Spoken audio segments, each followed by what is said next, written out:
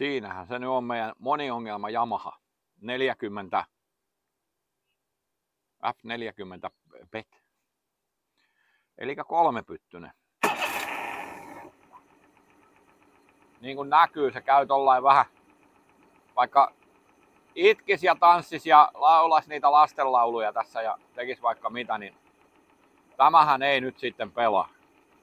On sitten kokeiltu ja säädetty ja tehty ja laitettu. Vähän antaa kierroksia, niin se käy oikein nätisti. Tässä on nyt samaa vikaa, kun oli tässä kesällä taannoin semmonen 100 Merkuru, mikä kävi tyhjäkäynnillä tällainen samalla lailla. Tällainen.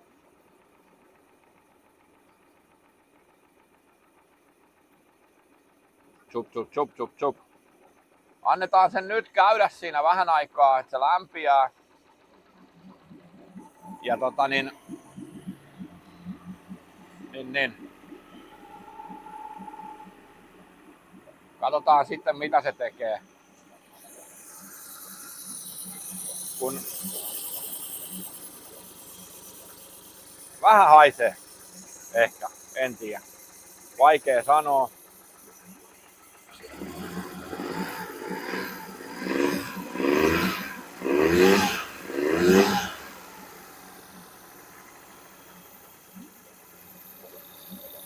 Meillä on aavistus tästä ongelmasta.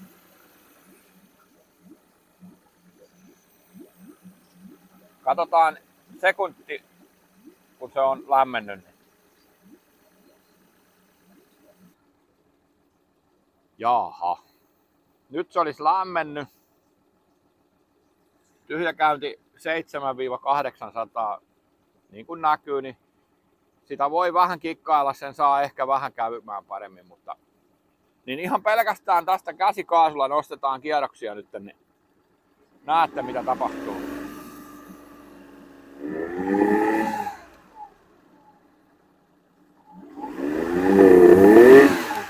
Siinä on tommonen kuollut kohta ja se on välillä niin paha, että niin se sammuu. Näin. Eikä auta sitten mikään. Semmoista se tekee. Noin, pistetään käymään. Mä pistän vaihteen päälle. Otetaan sinne se 2 tonnia.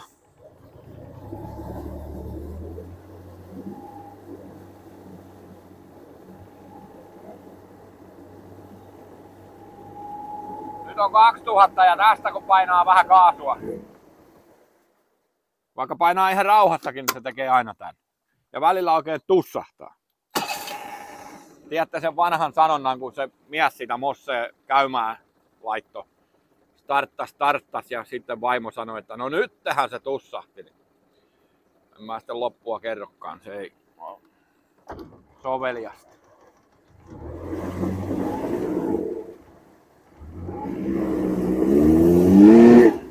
Sen saa tollain houkuteltua sieltä sen. Noin. Ei pelaa. Ei todellakaan pelaa. Semmonen. Mutta ruvetaan tutkimaan. Mulla on tässä kameraa ja mittari ja puristuspainemmittari ja mä käytin venttiilikopan siitä auki. Eli kerrataan nyt mitä tälle vehkeelle on tehty. Sieltä putsattiin ne kaasarista kiihdytyspumppujen ne pillit. Ne oli aivan umpitukossa. Ne jouduttiin lämmittämään pienellä butaanikolvilla, semmoisella pienellä liekinheittimellä ne pillit, että sieltä saatiin se paska lähteen pois, että saatiin ne kiihdytyspumput toimimaan. Ja näissä kaasuttimissa kiihdytyspumppu on siellä kohokammiossa. Ja siellä on oma kanava sille. Se on siellä integroituna kaasuttimeen. Ja sinne vaihdettiin tosiaan ne suuttimet. Tyhjäkäyntipuolen 40 suuttimet 38 tilalla. Yleensä näissä koneissa riittää, kun ne suuttimet vaihdetaan ja säätö, niin se pelaa sen jälkeen hienosti. Ja no tässä nyt ei sitten. Kaasarit on ollut auki varmaan 5 kertaa. On katsottu tulpat, on mitattu tulpahatut, puolat, tarkastettu venttiilit. Niin keskimmäinen sylinteri on nyt se, mikä kiukuttelee. Se ei käy kunnolla. Kaiken maailman kikkailuilla sen saa niin kuin pelaan kunnolla. Eli tämä tekee sitä, että pikkusen yli 2 tonnin kierrokset, niin sitten alkaa ongelmat. Se rötää ja yskii ja tussahtelee ja tekee kaikkea. Ei pelaa. Sillain houkuttelemalla, joo, kyllä sillä ajaa voi. Sillä pääsee kyllä sen kierrosalueen ylittää sinne 3 tonniin, niin sitten se pelaa. Niin. Sitten tulpa pois ja olisi pitänyt taas ajatella loogisesti tämä asia ja tehdä kaikki heti. Eikä purkaa ensin puolta moottoria ja tehdä kaikkea. Ja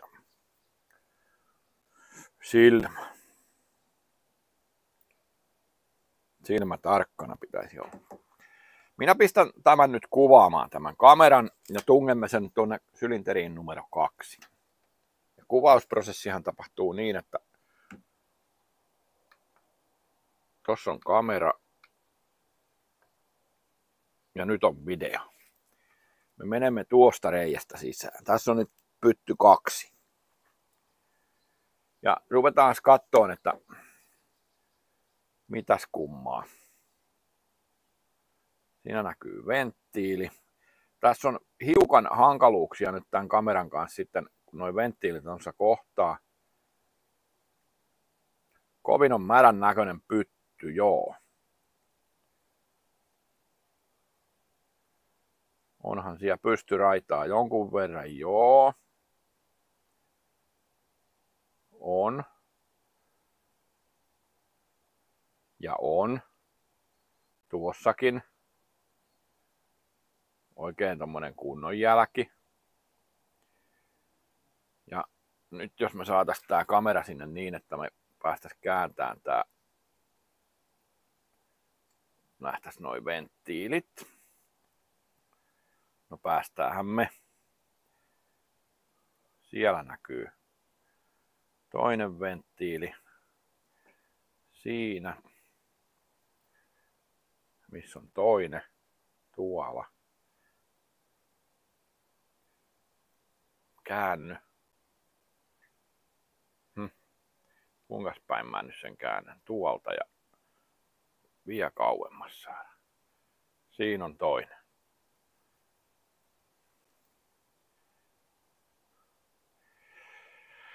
Kovin on tommosen märän näköinen. Ja mä en nyt ole ihan varma, että onko se vesihöyryä vai sauhua, mitä sieltä tulee. Eli tässä olisi nyt seuraava operaatio sitten, että miten tämän voi tarkistaa, on ohivuotomittaus. Ja se tehdään kotikonstein niin, siihen löytyy mittareita ohivuotomittaukseen. Pysäytetään tämä. Noin. Niin ohivuotomittaus tehdään niin, että pyöritetään sylinteri aina semmoiseen kohtaan, että venttiilit on kiinni molemmat. Ja tulpareijasta pistetään ilmaa, ei mitään 6 paaria, vaan vaikka paarin paineella sinne ilmaa. Ja sitten avataan vaikka öljykorkkia ja kuunnellaan pakoputkesta ja imupuolelta. Sen kyseisen venttiilin tai sylinterin kohdalta, jos on yhteisimusarja, niin sitten kuuntelee vaan sieltä. Että missä kohisee, mihinkä se vuotaa. Toki se vuotaa sinne öljypuolelle, joo, mutta siis kampikammioon, sehän ei toi pytty ihan tiivis. Mutta sen aika hyvin saa sillain katsottua, että mihinkä vuotaa. Mutta tuolla nyt oli ainakin ihan selkeät jäljet. Voidaan vertailuksi katsoa vielä vaikka toi ykköspytty. Kakkospytyssä oli paineet 4. Ja noin 8 oli tuossa ykkösessä. Niin vaikuttaa hiukan tuohon käyntiin. Puolet alempana kuin pitäisi olla. Semmonen. Nyt meidän tarvii miettiä, että mitä tälle tehdään. Sillä toki voi ajaa tällainen, joo, mutta eihän se nyt sitten pitkässä juoksussa ole hyvä juttu. Sieltä on yhdestä pytystä paineet. Ohivuotomittauksella voitaisiin tässä nyt katsoa se sitten tarkistaa, että mikä siellä vuotaa. Venttiilit tarkastin, niin kuin taisin sanoa, katoin, että siellä on välykset, ettei kanna. Mutta märän näköinen on tosiaan toi pystyy. Katsotaan toi ykkönen, miltä siellä näyttää, missään kohtaa siellä on muki menossa. No ei täällä kauhean kuivaa. Märkä on kone. Mutta joo. Tarvitsisi pyörittää konetta, että päästään katsoa vähän tarkemmin, mitä täällä on, kuinka. Sielläkin jotain raamuja näkyy tuo, mutta se nyt on, voi olla 200 ton jälkeen. Tarvii pyörittää pytty mäntää alas ja katsoa se uudestaan.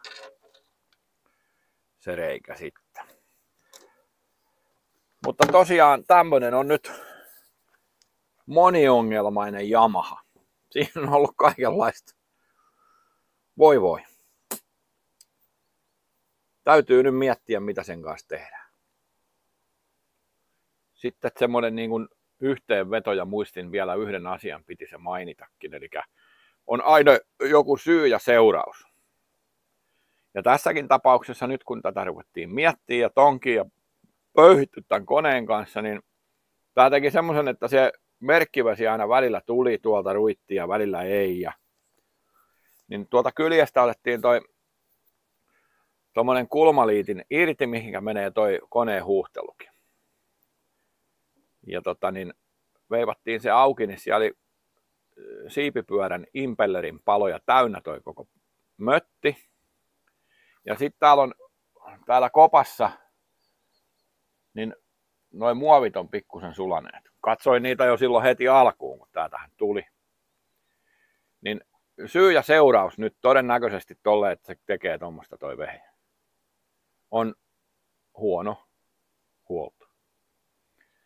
Impelleri mennyt palasiksi, vesi ei ole kiertänyt, se on käynyt kuumana ja siitä sitten seurannut kaikenlaista. Samoin kaasarit, ihan täynnä paskaa, siellä on ollut joka reikä ummessa, niin näin siinä sitten käy. Muuten ihan siisti kone, mutta kun ei ole vaan tiedetty tai osattu tai sitten ei ole vaan huvittanut. Tämmönen. Minä ilmoitan sitten, kun mä tiedän, tästä tulee lisää, jos tulee, taikka sitten jotain, mutta mä kerron, tehtiinkö tästä verkonpaino vai jatketaanko ajelua. Näin. Sillä pystyy kyllä ajaa, mutta ei se ihan terve ole toi laite. Näillä mennään tällä kertaa. Hei hei!